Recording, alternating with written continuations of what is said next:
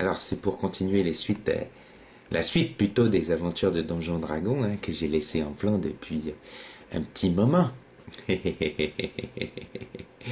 Donc nos aventuriers se trouvent en face d'un lac dans lequel leur barde est plongée, pendant que le nain est parti faire caca et qu'il a des problèmes pour se torcher avec un seul bras. Mais c'est difficile hein, de se torcher avec un seul bras, faut pas croire.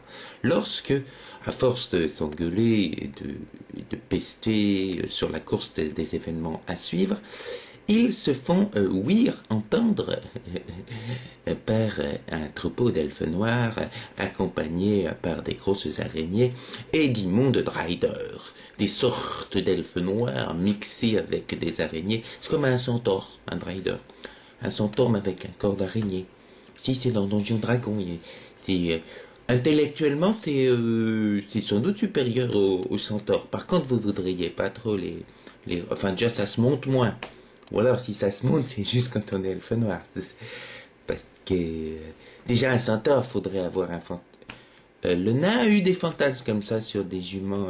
Mais bon, alors je reviens quand même à nos moutons. Donc ils sont en train de s'engueuler. Et puis là, il y a une troupe qui arrive sur la droite. Et puis par derrière. Et sur la gauche. Pendant que le nain, il s'est mis dans une petite alcôve dans le fond. Il a du mal, il pousse.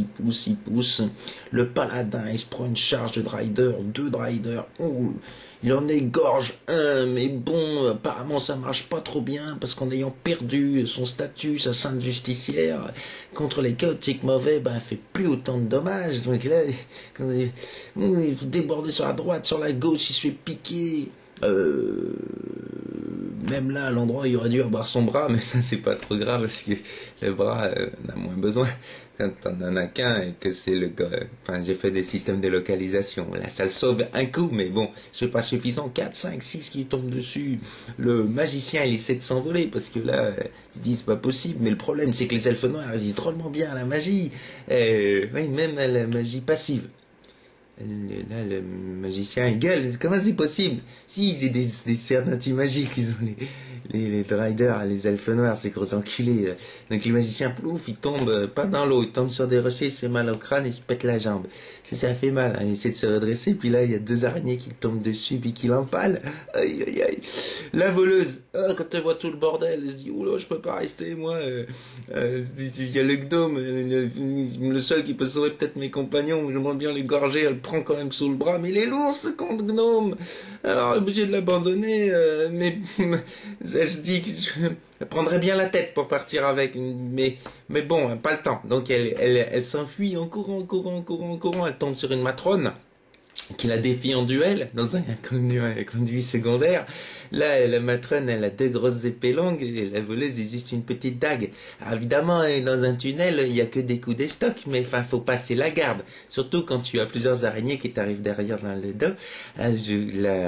La voleuse, elle essaie de passer sous les jambes de la matrone, mais elle s'est laissée un petit peu aller ces derniers temps, à trop bouffer en faisant la conne, lui dire, ça fait un mois qu'ils font les cons, les aventuriers, elle arrive pas bien à rouler, la matrone l'empale, 2 coups d'épée, dans la jambe, dans les ovaires, oui, dans les ovaires, ça fait mal les ovaires quand t'es une fille, c'est difficile. Le guerrier, il prend sa hache là, il préfère prendre une hache. Puis il commence à faire des moulinets. Ah, il en tue 5, 6, 7, 8, 10, 12, 15, 20, 32, 33, 34, 35, 36, 37, il comprend pas. C'est formidable. Si ça arrête pas, quoi. C'est un défilé. Il les tue. Puis il se rend compte qu'en fait, il s'est fait piquer dès le début du combat dans le cul et qu'il y a quand même la toxine le fait délirer. Il est en train, en fait, de se faire tournebouler, pris dans une toile d'araignée par les trucs qu'ils ont là, les machins là. Il est en train de se faire cocon. T'étais un cocon. Pas facile. Donc voilà. Le nain finit de pousser, le nain pousse la tête sur le côté. Il voit que tous ses compagnons sont tombés, ils sont en train de mourir. D'ailleurs, il meurt, ses compagnons. D'abord la voleuse, parce que les ovaires supportent pas. Ensuite le magicien, mais c'est fragile.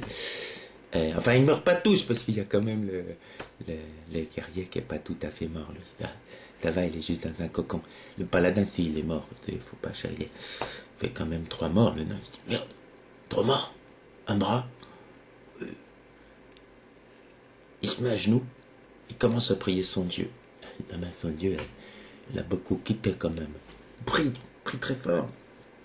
Et puis là, d'un coup, il aperçoit quelque chose qui remonte de l'eau. Un cul. C'est le barde qui avait pas quand même de sortilège de respiration à côté, qui sait pas très bien utiliser ses ouïes. Oh putain, il est en côte de maille. Un nain s'agit toujours, même en côte de maille, je veux dire. Il prend sa hache, ah non, téléphone. Ah, tant pis. Il prend sa hache, et puis il laisse le téléphone, c'est pas grave. Quand je raconte les aventures, c'est embêtant. Il prend sa hache, il tire le barde, et puis il la ramène à lui.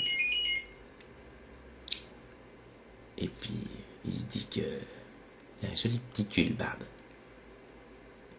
Mais bon, il se reprend vite. Il le réveille en lui faisant du bouche à bouche. Il secoue. Et là, il voit que le barde n'a pas de tête de poulpe. Miracle, peut-être. Le barde se réveille et lui dit, tu vas souffrir beaucoup dans le futur. Mais Plouf a changé sa bénédiction qu'il nous a accordée. Ben, il fait quoi? Comment? Il dit quoi de... Ah non, téléphone encore! Et en tout cas, le barde lui dit, ça va être dur, mais maintenant je suis un héros, je vais pouvoir sauver nos compagnons. Ben, ça va être dur, c'est sûr. Ça va être dur. 3 morts, un coq unifié, un moichot, constipé en plus, et un barde qui a manqué de se noyer.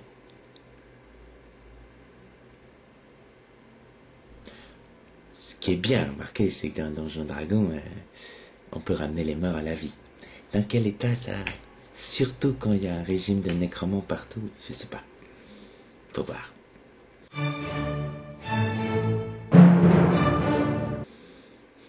Bon, je m'excuse pour les coups de fil qu'il y a eu, mais c'est ma femme. Elle veut jouer en nos parties, mais c'est pour ça que j'ai tué 3 personnages. Mais je crois que mes joueurs vont m'engueuler si je mets ma femme dedans. Puis 7 joueurs, moi je pensais pas que je serais géré. Mais vu qu'elle m'appelle pendant que je fais mes résumés, non, il jouera pas le prochain coup, ça lui apprendra.